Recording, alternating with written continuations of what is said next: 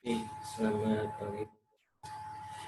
Di pertemuan ke-13 atau tidak salah, kita akan membahas tentang pariwisata, pedesaan, dan juga desa wisata.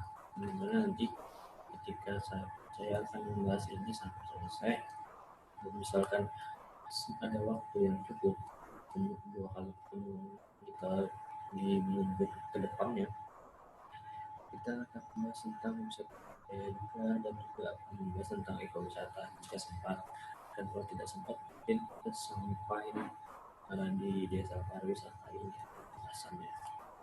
Oke. Nah, Inscape ini tahun 1991 ini menyatakan bahwa pariwisata pedesaan itu adalah sebuah bentuk pariwisata yang dimana di dalamnya terlibat sekelompok yang kecil orang-orang di desa, di suatu desa terpencil, dan juga sekaligus untuk orang-orang dalam kelompok tersebut mempelajari tentang kehidupan desa maupun lingkungan setempatnya. Dan juga kehidupan desa ini sebagai tujuan wisata adalah desa yang sebagai objek sekaligus juga sebagai subjek daripada kepariwisataan. Nah, sebagai objek itu adalah kehidupan pedesaan itu merupakan tujuan bagi kegiatan wisata. Sedangkan subjeknya juga adalah bahwa desa adalah segala aktivitas sosial budayanya juga merupakan sebagai penyelenggaranya sendiri dari berbagai aktivitas kepariwisataan yang ada di desa tersebut.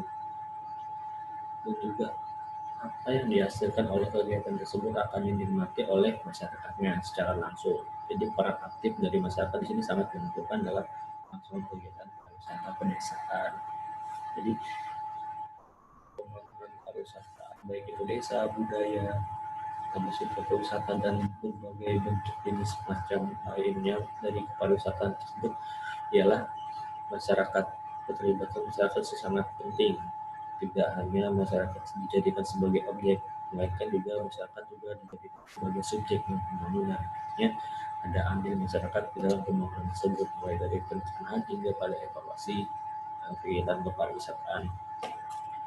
Terus lagi oleh Murianti dari tahun 1992 menyatakan bahwa pariwisata pedesaan itu sebagai suatu bentuk integrasi dan interaksi serta akomodasi dan juga fasilitas pendukungnya yang akan disajikan dalam suatu struktur kehidupan masyarakat yang menyatu dengan tata cara serta tradisi mereka yang berlaku dalam kesehariannya. Jadi saya akan menjelaskan bahwa pada materi kita kali ini saya mengambil dari buku Desa Wisata Berbasis Masyarakat ya, yang ditulis oleh Surya Sakti Hadiwijoyo.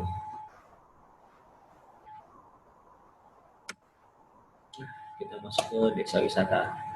Dari Inscape bahwa wisata adalah di mana sekelompok kecil wisatawan yang tinggal di dalam atau dekat dengan suasana tradisional, biasanya di desa-desa yang terpencil tersebut, dan juga adanya pembelajaran tentang kehidupan pedesaan dan lingkungan setempat.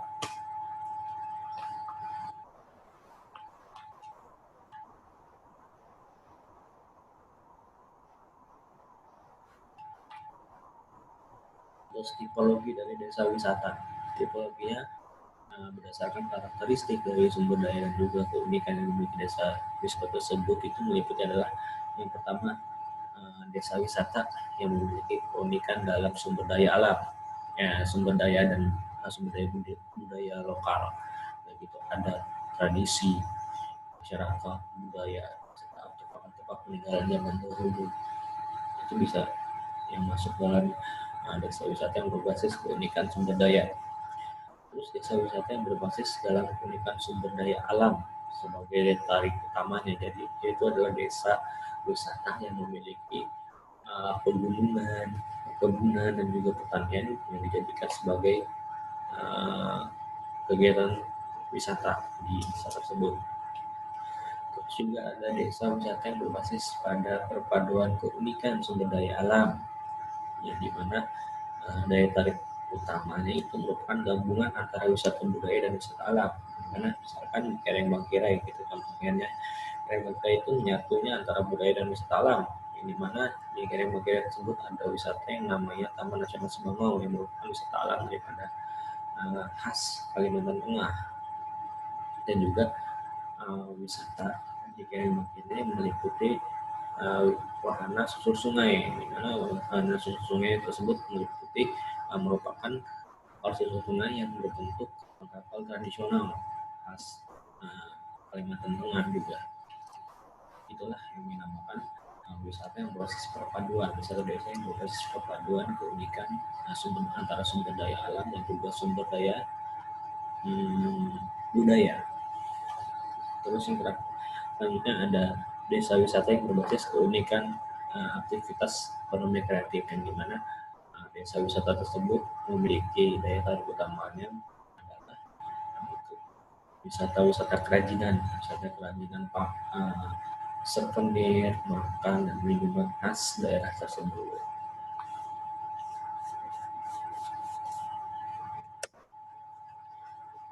Nah, ini adalah kriteria yang menjadi acuan dalam menentukan tipologi desa wisata.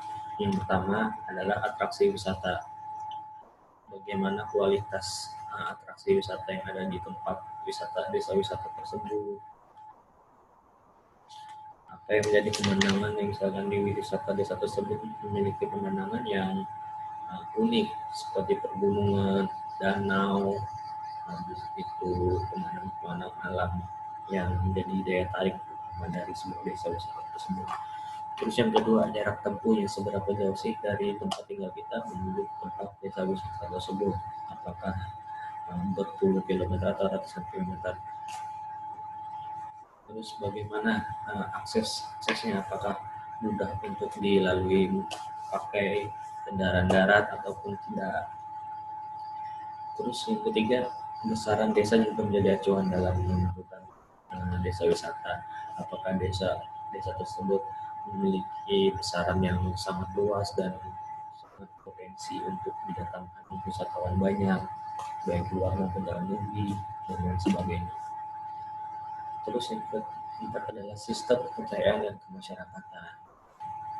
Bagaimana ada masyarakat setempat di desa wisata tersebut, bagaimana mereka yakin dan percaya bahwa desa wisata tersebut dapat menjadikan sebuah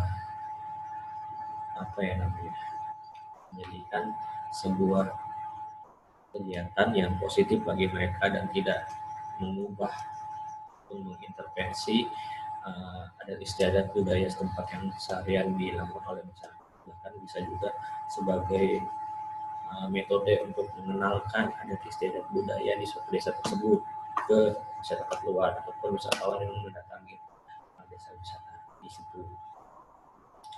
Terus yang kelima, ketersediaan infrastruktur baik infrastruktur umum dan infrastruktur wisata di sana bagaimana ketersediaannya, kualitasnya bagaimana, baik itu bandara, baik itu jaringan kabel internet, terus dan fasilitas infrastruktur lainnya, bangunan ataupun jalan.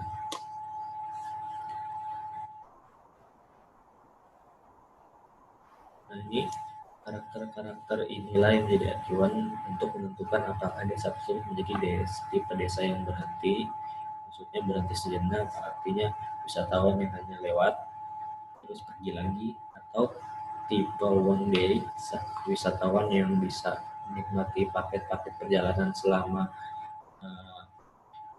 batasan waktu yang ditentukan oleh paket tersebut, misalkan perjalanan 1 hari sama ini dan itu di desa wisata tersebut, atau juga tipe yang dapat tinggal inap yang dimana wisatawan dapat bermalam di situ karena adanya hotel, adanya restoran dan fasilitas yang mendukung untuk wisatawan tersebut menginap di suatu desa wisata.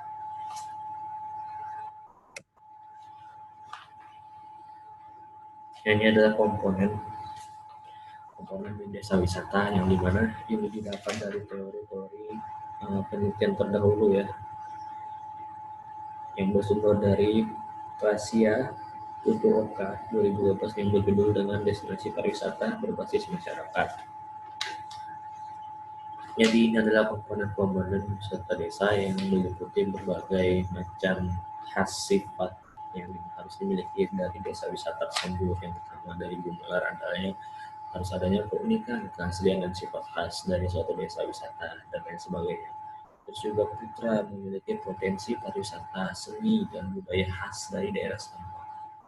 Dilanjutkan lagi dengan partisipasi masyarakat lokal juga dibutuhkan.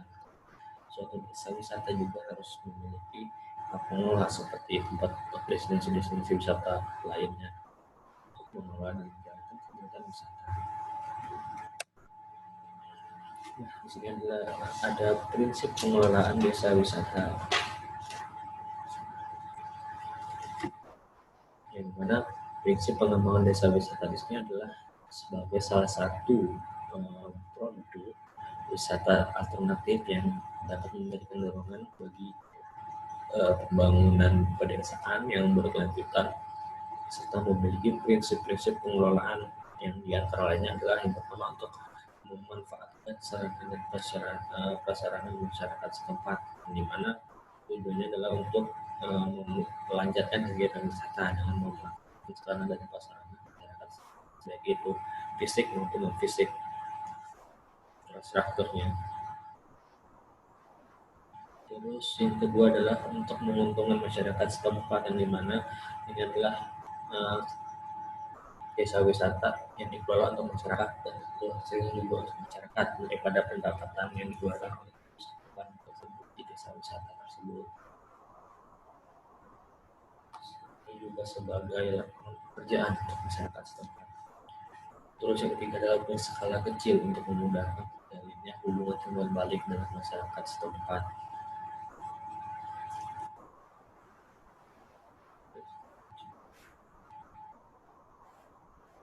Artinya ini berskala kecil untuk memudahkan terjalinnya hubungan timbal balik dengan masyarakat setempat, yang dimana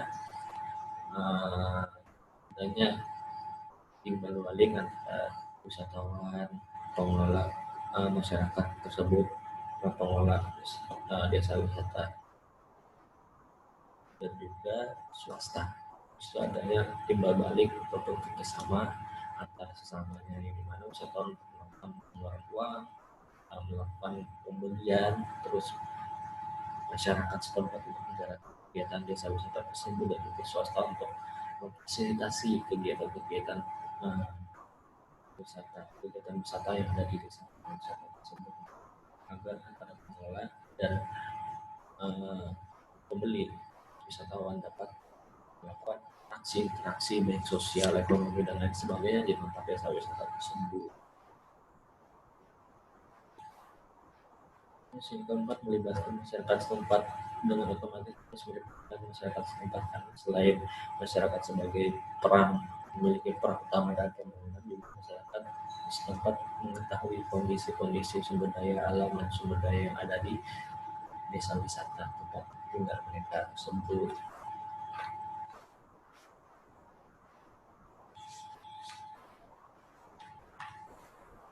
Terus sedangkan prinsip perencanaan yang perlu dimasukkan dalam kajian awal itu untuk perencanaan adalah yang pertama, meskipun berada di wilayah pariwisata, tidak semua tempat dan zona lingkungan harus menjadi daya tarik wisata.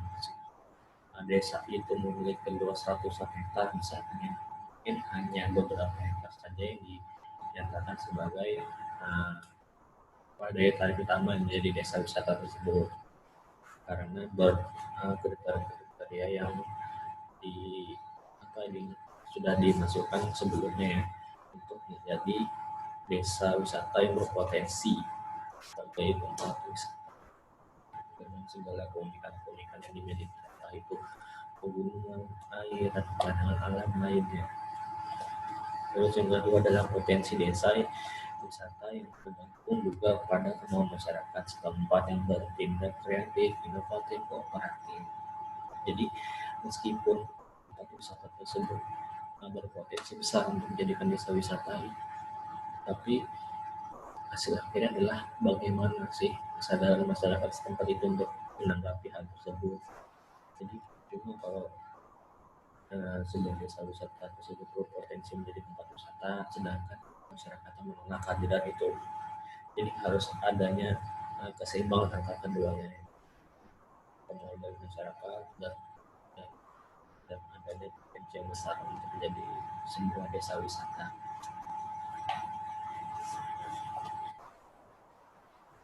Terus juga ini adalah sebuah program yang akan dijalankan pemerintah untuk tujuan untuk pemberdayaan masyarakat agar masyarakat juga mengerti bagaimana menjalankan kegiatan pariwisata sesuai dengan yang diinginkan masyarakat. Terus hal penting agar desa memiliki daya tariknya sebagai desa wisata adalah dengan memiliki atraksi pemandangan pemandangan menjadi daya tarik utama daripada desa wisata tersebut, entah itu sawah, pegunungan, pemandangan dan lain sebagainya. Accessibility, bagaimana akses menuju desa wisata tersebut, apakah mudah dan enak, apakah jalannya baik dan lain sebagainya. Terus amenity ya.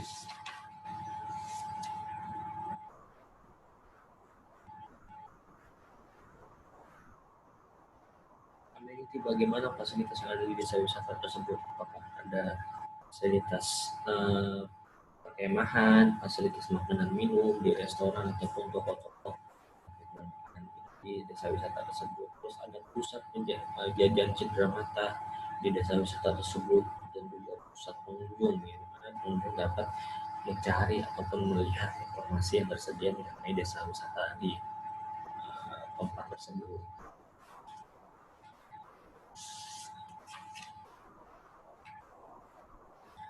Sarana lainnya merupakan adanya homestay, entah itu wisma, hotel, terus adanya spa, fasilitas pelayanan wisatawan yang tipe menginap maksudnya tipe wisatawan yang menginap di desa wisata tersebut. Harus adanya fasilitas-fasilitas pendukung untuk menjamu ataupun melayani wisatawan di luar jam kegiatan wisata di sebuah desa wisata tersebut. Terus aktiviti merupakan bagian utama dari daya tarik wisata. Jadi merupakan suatu nilai tambah yang ditambah dari produk desa wisata. Jadi untuk membuat aktivitas wisata itu menjadi lebih baik dengan kegiatan-kegiatan wisata yang ada di desa tersebut, merupakan jasa pelayanan apa misalkan di sebuah desa wisata yang memiliki daya tarik utamanya adalah sungai misalnya, itu harus menyediakan fasilitas-fasilitas yang menarik wisatawan datang, misalkan seperti susur sungai, habis itu backwest, dan lain sebagainya.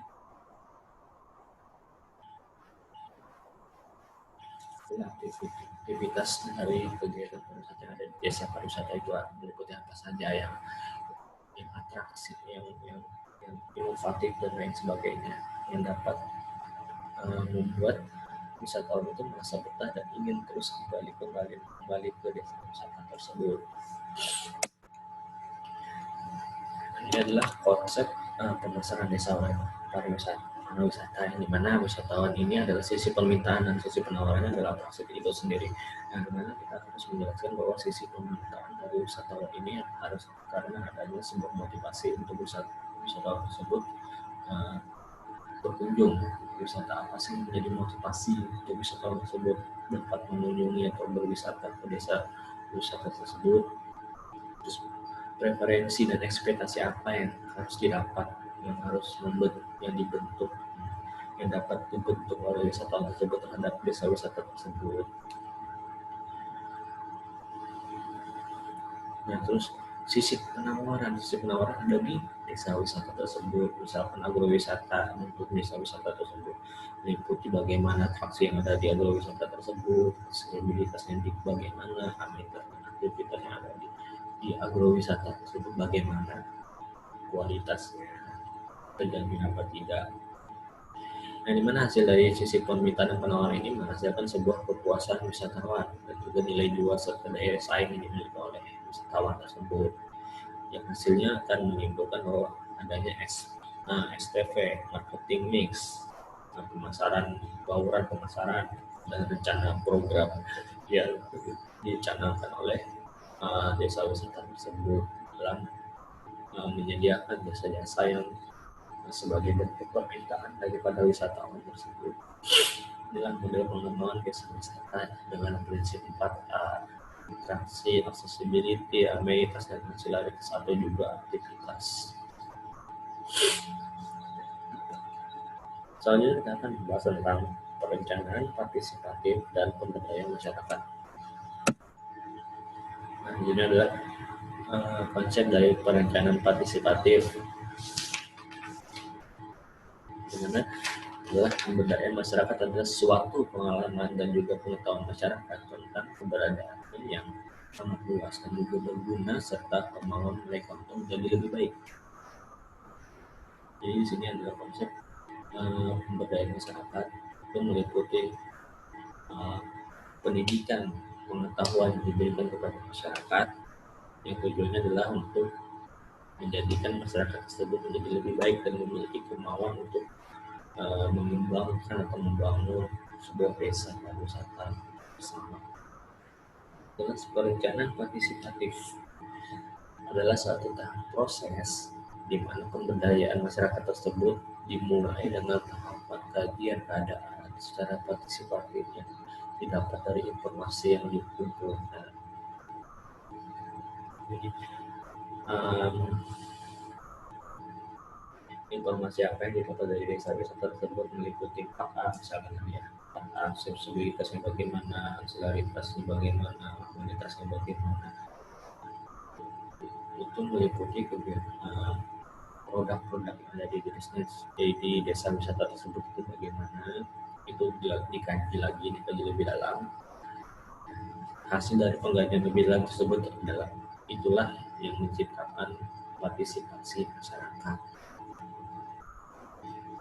dari sebuah program perencanaan partisipatif. Jadi partisipasi masyarakat ini adalah masyarakat yang menyumbangkan tenaganya, pikirannya, hingga uangnya untuk mengelola, untuk membangun pariwisata wisata yang dimiliki mereka, disebut mereka, untuk mendapatkan sebuah perbaikan ekonomi ataupun lapangan kerja bagi masyarakat itu sendiri, dan juga untuk mengenalkan desa wisata tersebut keluar ke wisatawan biar agar lebih terkenal dengan daya tarik utama dari sebuah desa wisata tersebut. Terus proses perencanaan dan pengambilan keputusan dalam program pembangunan itu dilakukan dari atas ke bawah, di mana selama ini program pembangunan kita di Indonesia ini dilakukan dari top dan menuju down, dari atas menuju ke bawah, di mana ada metode pemerintah terus beserta jajarannya, baik itu pemerintah pusat, daerah, kabupaten, jajarannya, terus ke bawah adalah masyarakat, lapisan masyarakat, swasta, dan lain sebagainya untuk melakukan pembangunan yang ada di sektor pariwisata utamanya, di desa pariwisata. Namun program pembangunan ini seringkali tidak berhasil, maka tidak tepat sasaran karena maka dikembangkanlah dengan akhir dari tujuan program pembangunan ini adalah melibatkan semua pemangku kepentingan dan tak terkecuali tiga masyarakat dengan memberdayakan menjadi subjek dan objek dalam pembangunan. Jadi selama ini tujuan dari pemerintah itu menjadikan masyarakat sebagai objek pembangunan. Maka dari itu sasaran bahkan tidak tepat. Tujuan daripada program pembangunan dan pemerintah itu tidak tepat karena masyarakat yang menjadikan objek. Sedangkan yang dimana kita tahu bahwa masyarakat adalah memiliki peran utama dalam pembangunan, karena yang pertama masyarakat memiliki sumber daya di sekitar tempat tinggalnya, terus masyarakat yang mengetahui bagaimana keadaan baik lingkungan maupun sosial di sekitar tempat tinggalnya di kawasan pariwisata dan lain sebagainya. Maka dari itu dirubah atau dikembangkan program ini, program pembangunan dari pemerintah ke lapisan bawah masyarakat itu yang bertujuan untuk memberdayakan. Jadi tujuan untuk memberdayakan masyarakat dahulu sehingga masyarakat memiliki knowledge, pengetahuan yang cukup untuk melakukan sebuah pembangunan di sektor pariwisata. Nah, baru pemerintah itu bekerjasama dengan lapisan masyarakat, dengan swasta dan juga investor untuk membangun kegiatan-kegiatan di sektor pariwisata untuk tahap-tahap pembangunan lanjutannya. Maka dari itulah perlu diketahui bahwa masyarakat harus dilibatkan pemberdayaan masyarakat dengan memberdayakan masyarakat sebagai subjek selain juga sebagai objek. Dan dulu nih pemerintah sering menjadikan masyarakat sebagai objek, padahal juga selain menjadikan masyarakat sebagai objek, pemerintah juga perlu melakukan masyarakat sebagai subjek daripada pembangunan. Beberapa nilai-nilai poin yang dimiliki masyarakat tadi yang saya jelaskan itu mengikuti masyarakat mengetahui ada tempat tinggal sekitarnya dan semua macamnya. Itulah masyarakat harus dilibatkan sebagai subjek dalam pembangunan.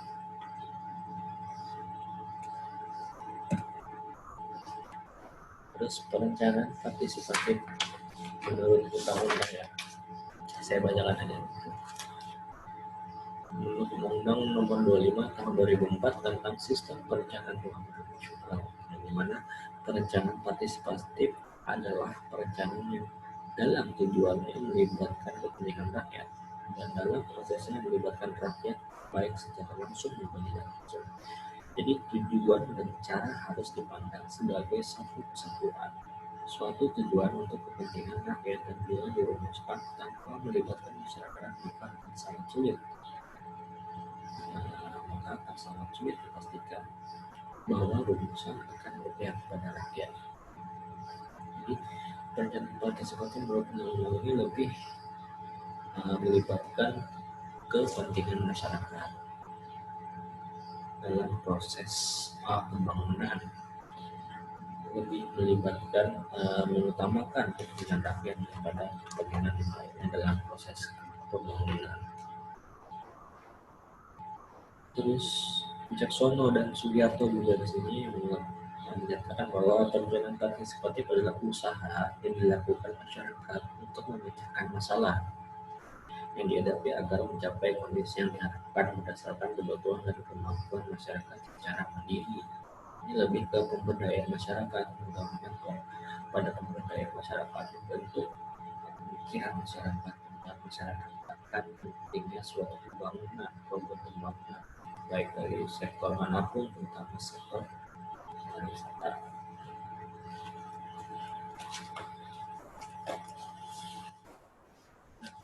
Dian apa nih?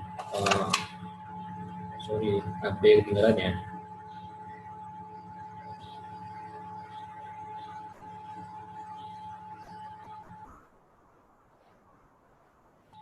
Oh ya sudah. Jadi yang kedua, yang ini yang saya lihat membahas tentang Diana Komnex, yang dimana Diana Komnex ini menyebutkan ada 3 alasan utama mengapa partisipasi masyarakat merupakan unsur yang sangat penting dalam sebuah proses perencanaan pembangunan. Yaitu adalah partisipasi masyarakat sebagai alat guna memperoleh informasi mengenai kondisi, kebutuhan dan sikap masyarakat setempat, di mana partisipasi masyarakat ini merupakan hal yang penting dalam kegiatan program pembangunan, yang dimana sudah dijelaskan tadi bahwa masyarakat memiliki pengetahuan yang lebih daripada masyarakat pemerintah. Maksudnya masyarakat setempat lebih mengetahui keadaan sumber daya dan keadaan sosial yang ada di lingkungan sekitar tempat di mana daripada pemerintah. Maka dari itu pemerintah perlu untuk bekerjasama dengan masyarakat, dengan melibatkan masyarakat sebagai peran utamanya dalam pembangunan untuk memperoleh informasi tadi itu mengenai bagaimana kebutuhan dan sikap masyarakat setempat. Terus yang kedua, adanya masyarakat akan lebih mempercayai program pembangunan apabila mereka dilibatkan dalam setiap tahapan prosesnya mulai dari perencanaan, pelaksanaan, pengendalian, dan monitoring. Masyarakat juga bagian daripada pembangunan, artinya mereka berhak dan mereka harus terlibat dalam pembangunan mulai dari perencanaan kegiatan, pelaksanaan, pengendalian sampai kepada monitoring si daripada pembangunan pariwisata tersebut. Yang ketiga merupakan suatu hak demokrasi apabila masyarakat dalam dilibatkan dalam pembangunan masyarakat itu sendiri. Untuk hari demokrasi ya, melibatkan masyarakat dalam pembangunan.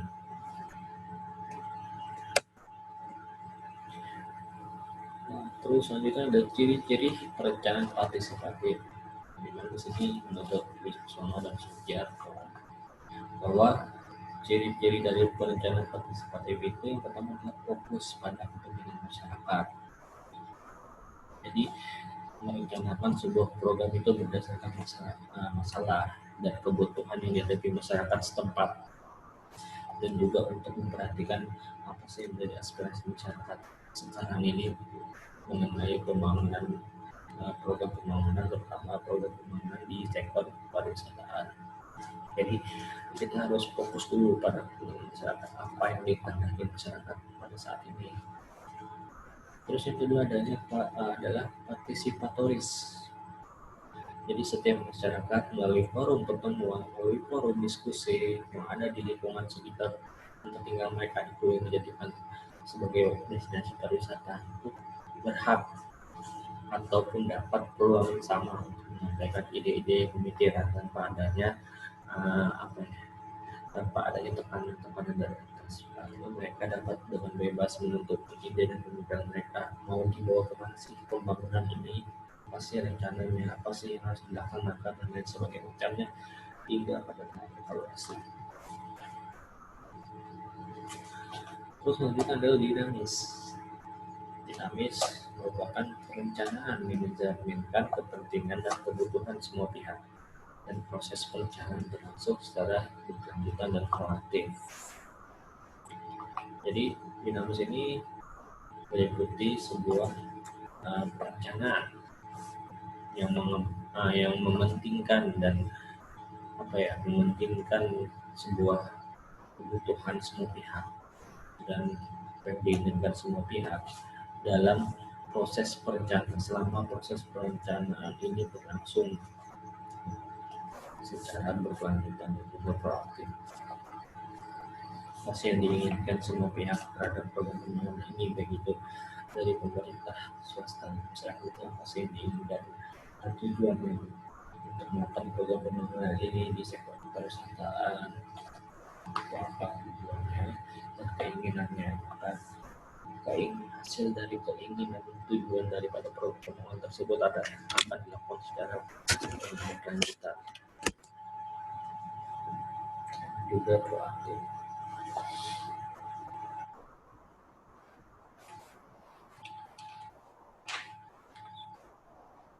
Selanjutnya sinergitas. Jadi di mana itu terjaminnya keterlibatan semua pihak pemangku kepentingan kepariwisataan, baik itu pemerintah, swasta, dan masyarakat, bahkan investor sekalipun, media massa sekalipun, akademisi sekalipun, itu terjaminnya keterlibatan semua pihak, kerjasama antara wilayah administrasi, daerah, dan juga geografis lingkungan, bagaimana mengenai tempat tinggal masyarakat setempat, dan juga adanya keterkaitan rencana yang akan dikembangkan dengan program yang sudah ada atau sedang dilaksanakan, dan memperhatikan interaksi yang terjadi antara stakeholder. Sinergitas artinya adalah sebuah komunikasi, sebuah kerjasama antara stakeholder dalam kepariwisataan itu untuk membangun program pembangunannya untuk mencapai tujuan dan tepat sasaran. Legalitas mengenai perencanaan pembangunan yang mengacu pada semua peraturan yang ada, menjunjung etika dan rasa nilai masyarakat, dan tidak memberikan peluang bagi penyalahgunaan kekuasaan. Dari itu harus memiliki pemimpin yang tegas. Selain tegas juga memiliki pemimpin atau kepala daerah yang konsisten dalam membangun kegiatan program kepariwisataan, baik itu dari anggarannya bahkan melalui kebijakan aturan-aturannya, yang dimana aturan tersebut harus mampu menjawab keinginan atau masyarakat, kemauan yang dimiliki masyarakat dalam membangun kepariwisataan. Jadi legalitas ini harus jelas, harus kuat ya.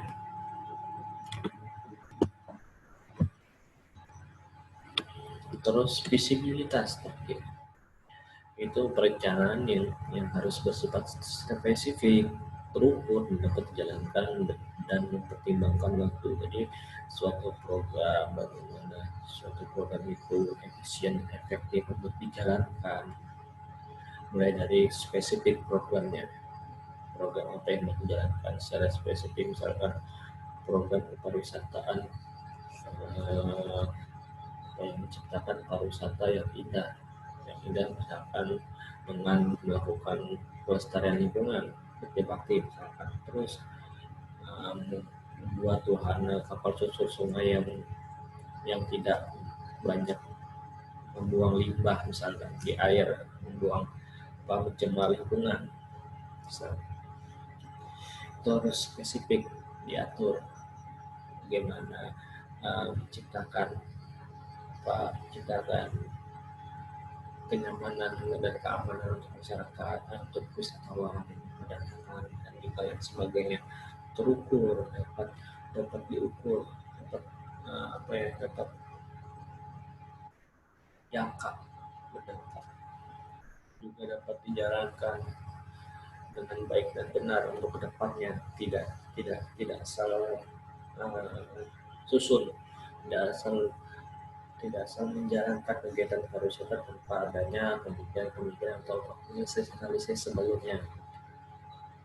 Nah, itu perlunya sebuah analisis program, di mana nantinya tujuannya agar program itu dapat terlaksana dengan baik, dapat terlaksana dengan lancar, tidak ada kendala dan sebagainya macamnya. Mungkin untuk kendala pasti ada, karena tidak semua program itu sempurna. Cuman di sini bisa untuk meminimalisir dampak-dampak negatif dari suatu program pembangunan,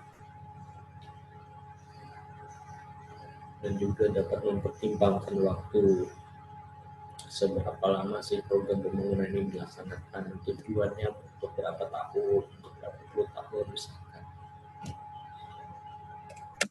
Yang next, bentuk perencanaan yang partisipatif. Di sini sudah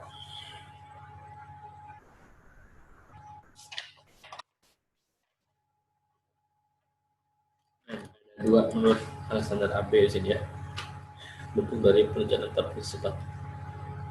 Yang pertama adalah perencanaan yang langsung disusun bersama rakyat, perencanaan yang disusun oleh pemerintah bersama masyarakat, yang dimana prinsip-prinsip dasar yang penting untuk dikembangkan dalam mengorganisasikan perencanaan itu adalah yang pertama, merencanakan.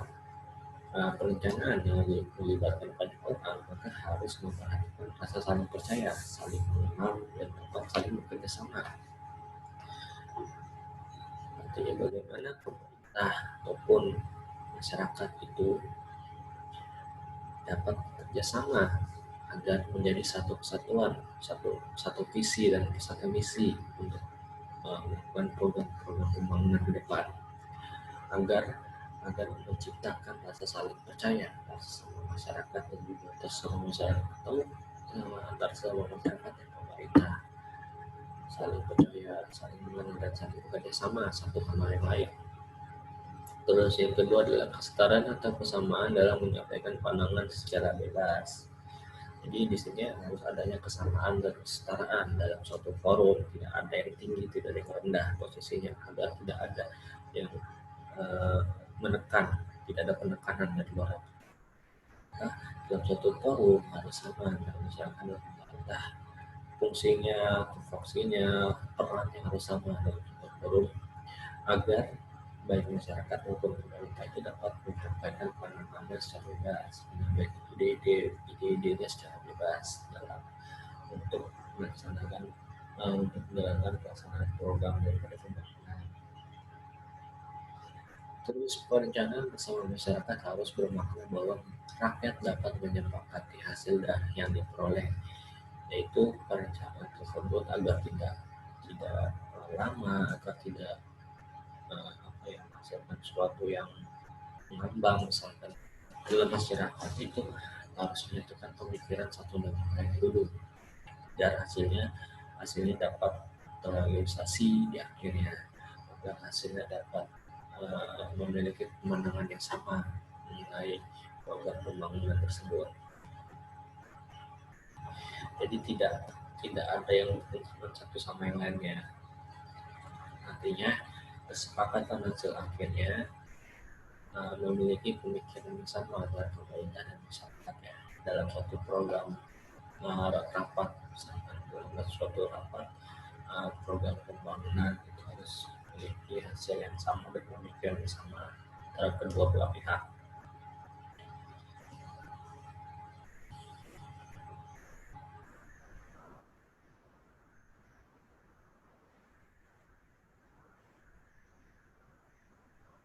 Terus selanjutnya adalah keputusan yang baik didasarkan pada kejujuran dalam penyampaian informasi, entah itu mau pemerintah, entah itu mau masyarakatnya sendiri. Dalam menyampaikan informasi harus adanya kejujuran, tidak adanya kebohongan. Misalkan ada suatu masalah yang terjadi di sekitar lingkungan destinasi pariwisata tersebut, harus jujur sampaikan, tidak ada kebohongan, tidak ada penambahan informasi atau masalah-masalah yang terjadi di sekitar kawasan tersebut, tidak ada penambahan dan sebagainya. Jadi harus adanya kejujuran dalam penyampaian informasi agar hasil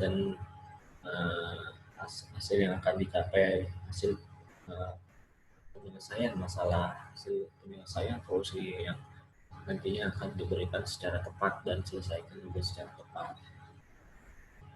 Selanjutnya berproses berdasarkan kepada fakta dan cara berpikir yang objektif. Bagaimana kita itu menyelesaikan sebuah masalah daripada program pembangunan pariwisata ini, misalkan baik itu permasalahan lingkungan, baik itu permasalahan anggaran dan sebagainya gitu, harus diselesaikan dengan fakta dan permasalahan yang sah, yang benar-benar ada, yang benar-benar terus benar-benar terjadi ya, agar proses daripada penyelesaian permasalahan tersebut dapat dilaksanakan dengan tepat dan benar, seperti yang bersama dengan langkah sebelumnya ya, keputusan yang baik didasarkan pada penyampaian informasi.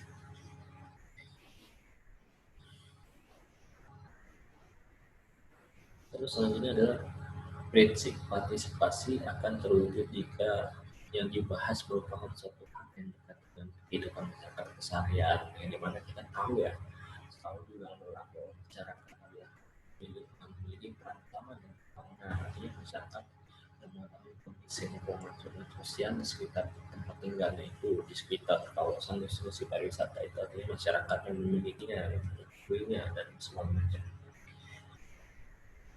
Maka dari itu segala bentuk permasalahan, segala bentuk program, kajian, perjalanan dan lain sebagainya itu akan lebih valid, akan lebih enak ketika membahas apa yang terjadi di lingkungan sosial kegiatan, di lingkungan sosial tempat tinggal masyarakat tersebut, atau di lingkungan sekitar kehidupan keseharian daripada masyarakat, sekitar lingkungan pariwisata, sekitar kawasan destinasi pariwisata tersebut yang masyarakat. Terus yang kedua, tadi kan ada dua, ini yang keduanya. Yang kedua adalah perencanaan disusun melalui mekanisme perwakilan sesuai dengan institusi yang sah. Institusi itu kementerian, dinas terkait. Jadi masyarakat di sini sebaiknya masih terbuka dalam memberikan masukan. bukan tidak ada ditutupi mengenai permasalahan yang terjadi. Terus memberikan masukan, kritik dan mengontrol. Terus sehingga apa yang dirumuskan dan diaktualisasikan benar-benar apa yang menjadi kebutuhan masyarakatnya dan dikehendaki oleh masyarakat. Maka tepat sasaran di sini. Karena itu masyarakat tidak menutupi apa yang terjadi masalah apa yang terjadi di sekitar tempat tinggal kawasannya dan lain sebagainya.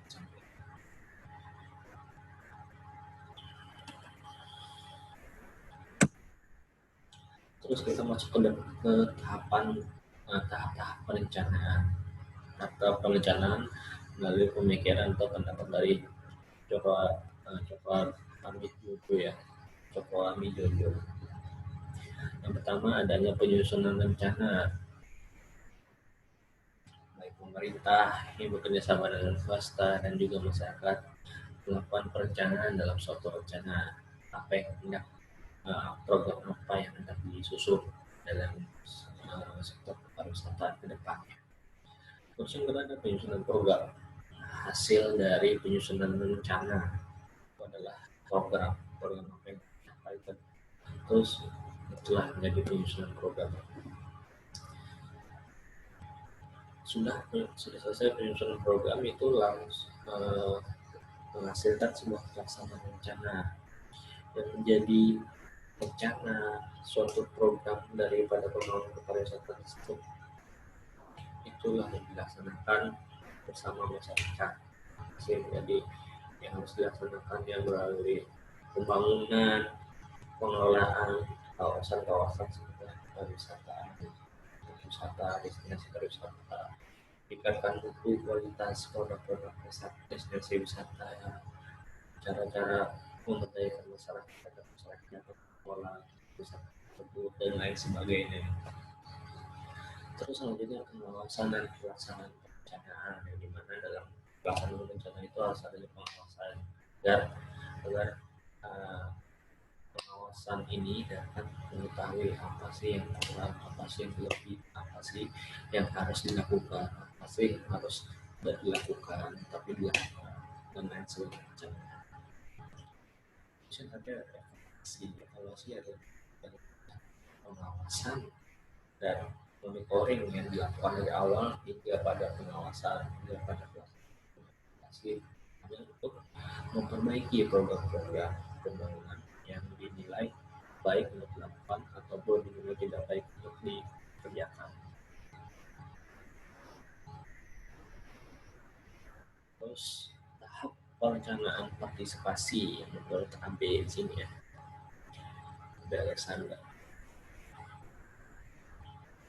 Yang pertama adalah melakukan identifikasi peserta, yang dimana tersebut adalah masyarakat. Bagaimana mengidentifikasi masyarakat tersebut dengan kriteria yang sudah ditentukan. Terus yang kedua, identifikasi persoalan-persoalan di lingkungan mereka, potensi dan masa depan yang hendak mencapai. Mengidentifikasi bagaimana masalah yang ada di lingkungan mereka terjadi, ada masalah sosial atau masalah lingkungan apa yang terjadi di mereka. Terus menganalisis potensi dan masa depan yang hendak dicapai dari suatu tempat destinasi pariwisata tersebut. Apa sih potensinya, bagaimana sih keadaan masyarakatnya, apakah siap untuk menjalankan atau untuk mengelola pariwisata ini, itulah identifikasi. Selanjutnya adalah masuk dalam analisis kritis. Karena analisis kritis ini bentuk dari hasil dari identifikasi di atas. Jadi secara bersama apa yang hendak menjadi masalah, terutama untuk keperluan menemukan sebab dasar dan kaitan antara satu dengan yang lain. Di sini kita lakukan kajian analisis apa sih yang jadi masalah ini dari sumber A sampai sumber Z, dari A sampai Z, itu apa sih itu masalahnya, terus apa sih yang menyebabkan permasalahan yang terjadi di suatu destinasi pariwisata itu, agar tujuannya juga hasil daripada analisis kritis ini penyelesaiannya dapat tepat sasaran dan juga selesai dengan tanpa adanya konflik berkelanjutan di lain waktu. Terus tahap selanjutnya adalah melakukan analisis tujuan penggalian mengenai apa yang hendak dicapai. Bagaimana kita menganalisis kriteria-kriteria yang menjadi bahan untuk kita menganalisis suatu tujuan program pembangunan pariwisata, bagaimana cara kita menggali informasi-informasi mengenai apa yang hendak dicapai dari program pembangunan tersebut. Biasanya hal ini meliputi semua stakeholder di pariwisata, baik itu pemerintah, baik itu swasta, masyarakat, investor, media, akademisi, dan lain sebagainya yang memiliki kepentingan yang sama dalam pembangunan pariwisata yang ada.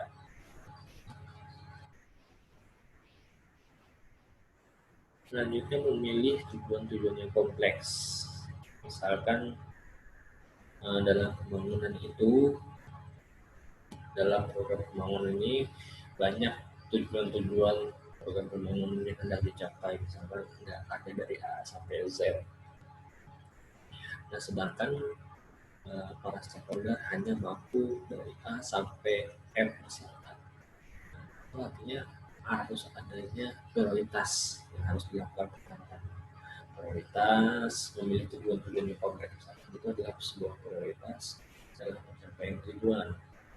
Misalkan pada tahun 2020 sampai 2025 Dinas Pariwisata Kota Palangkaraya hendak mencapai menciptakan 7 sabta pesona pariwisata yang sudah dibahas kemarin. Nah, namun pada programnya terkendala masalah anggaran. Maka dari itu yang untuk diprioritaskan utama adalah 2 destinasi pariwisata dahulu, yang dimana adalah destinasi pariwisata Keren Bakirai yang juga masuk dalamnya adalah Taman Nasional Komodo, terus yang kedua adalah Saiguhong. Nah, hasil daripada prioritas itu ditujukan untuk menyelesaikan pencapaian tujuan-tujuan pada program pembangunan selanjutnya. Jadi hasil dari pendapatan pembangunan prioritas daripada pembangunan pariwisata yang diutamakan di awal itu hasilnya harus mencapai tujuan agar dapat membangun destinasi pariwisata selanjutnya yang belum diprioritaskan di tahun-tahun awal.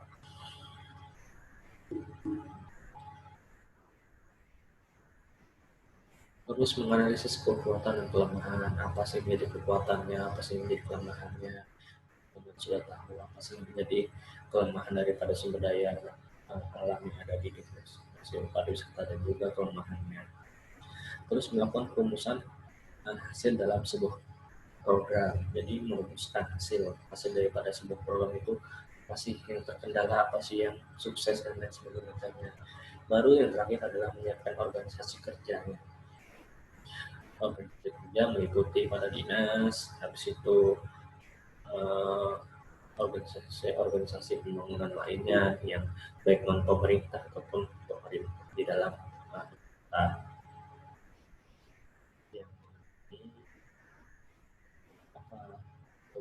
organisasi yang bergerak di bidang pariwisata. Oke, materi kita hari ini cukup sampai di sini. Mungkin minggu depan kita masih membahas tentang desa pariwisata dan juga yang berbasis masyarakat ya. Jika pembahasannya selesai, kita akan menyambung kepada wisata budaya dan juga ekowisata. Kalau tidak sempat, pembahasan kita berakhir di desa wisata berbasis masyarakat ini saja.